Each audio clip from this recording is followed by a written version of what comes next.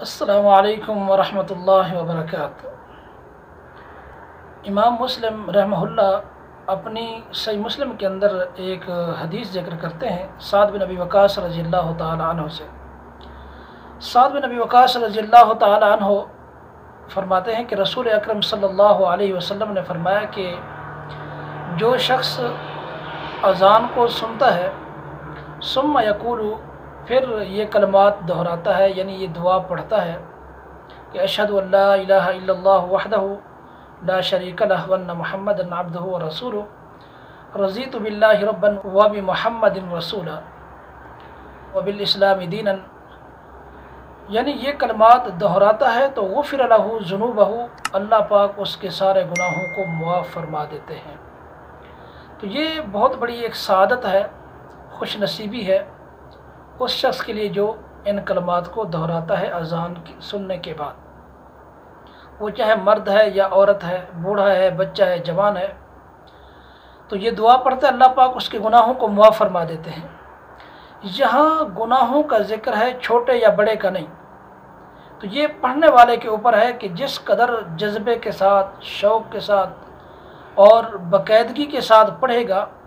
اس قدر بڑھ کے، اس سے بڑھ کر کے اللہ پاک اس کے گناہوں کو معاف فرما دیں گے۔ اور یہاں پر رک کر کے میں ایک بات کہوں گا کہ بڑی حیرانگی والی بات ہے، سوچنے والی بات ہے۔ حافظ ابن حجر عسقلانی رحمہ اللہ فتح الباری کے اندر ایک روایت لائے ہیں، فرماتے ہیں کہ من لم یجیب الاذان لم يدخل الجنہ، کہ جو اذان کا جواب نہیں دیتا تو وہ جنت میں داخل نہیں ہوگا۔ تو اس کے دو معنی ہیں کہ جو شخص اذان کو سنتا ہے، وہ مرد ہے یا عورت ہے، اذان کو سنتا ہے، سن کر کے وہ نماز نہیں پڑھتا تو بلا شبہ وہ تارک نماز ہے۔ اگر یہ مرد ہے یا عورت ہے، بغیر توبہ کے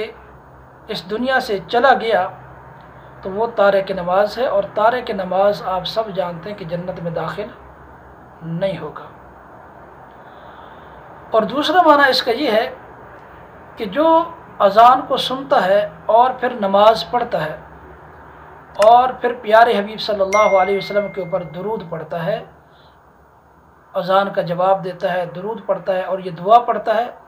تو حدیث کے الفاظ ہے کہ پیارے حبیب صلی اللہ علیہ وسلم اس کے لیے قیامت کے دن شفاعت کریں گے۔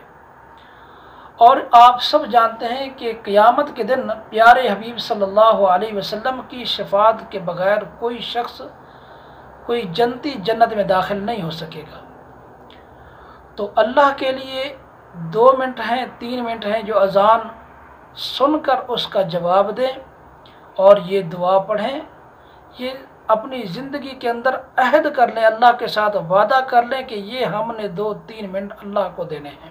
کہ اللہ کے بندے اللہ کو کیا دینے ہیں، بلکہ ہم نے اپنے گناہوں کو بخشوانا ہے، اپنے داغ دھبے دھلوانے ہیں، تاکہ ہم قیامت کے دن پیارے حبیب صلی اللہ علیہ وسلم کی شفاعت کے مستحق بن سکیں۔ اللہ سے دعا ہے کہ اللہ پاک ہم سب کو عمل کی توفیق نصیب فرمائے۔